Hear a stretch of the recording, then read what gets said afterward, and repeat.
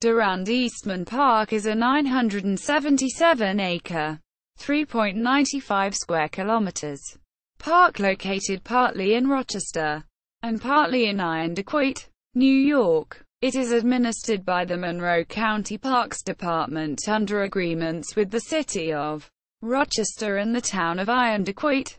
Geography: the 977-acre, 3.95 square kilometers park contains several lakes. The two largest are Durand Lake and Eastman Lake.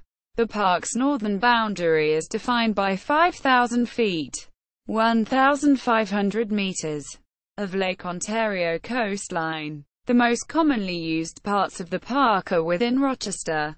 The more remote areas are part of Irondequoit. The park is almost completely surrounded by Irondequoit, and is connected to Rochester by an easement.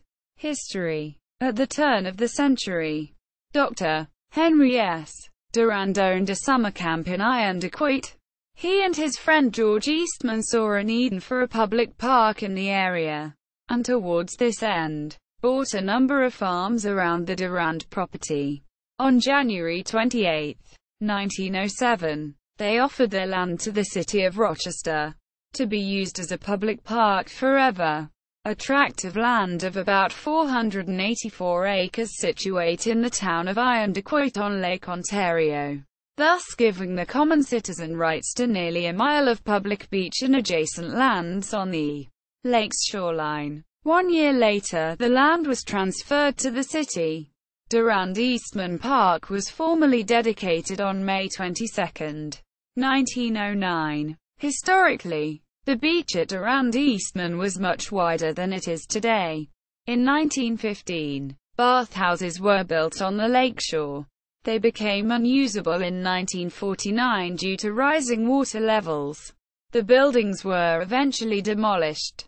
There once was a zoo in the park, home to numerous animals. In 1961, the City of Rochester made a 99-year agreement with the County of Monroe to maintain, administer and regulate Durand Eastman Park. This agreement was later modified in 1975, but forms the basis for Durand Eastman being a county park. In 2001, the City of Rochester sold the 90.9 acres, 36.8 hectares, along the western edge of Durand Eastman Park, commonly known as Camp Eastman, to the town of Irondequoit. The city remains responsible for maintenance of the park's beach, flora and fauna. Durand Eastman Park has a variety of trees and wildflowers. A 1937 source claims that the park contains 395 varieties of native and foreign trees, shrubs, and plants. The park's Slaven Arboretum contains an impressive collection of trees. Deer, raccoon, eastern gray squirrels, turkey, and chipmunks are common animals in the park. Recreation and facilities. The park has a municipal golf course, built as a 9-hole course in 1917, that was redesigned by Robert Trent Jones in 1933. Now it has 18 holes and a clubhouse. There are hiking trails. Swimming was permitted at the park's Lake Ontario beach in 2006 for the first time in 40 years. In May 2007, the beach opened for the second straight season with a slightly larger swimming area, extending an additional 25 yards, 23 meters, west. The beach is staffed by lifeguards, groundspeople, and security personnel. Ghosts. The legend of the White Lady exists in Durand Eastman Park. The legend of the White Lady is very popular among locals, often used to scare teens who go there seeking privacy, making it a common spot for lovers to slip off to. The White Lady herself was very protective of her daughter.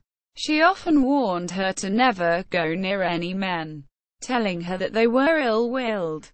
Some say that her daughter followed her mother's wishes, and others say that she would sneak out to see boys in the night.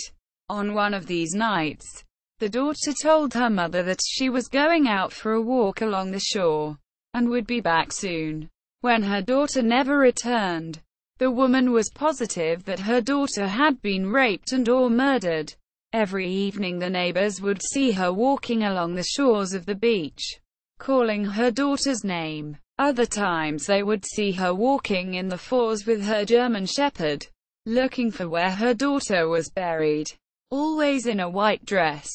She grew so grief-stricken that she threw herself over a cliff into Lake Ontario, committing suicide. The locals say that on foggy nights, or nights of the full moon, you can see her misty form looking for her daughter, with her German Shepherd by her side.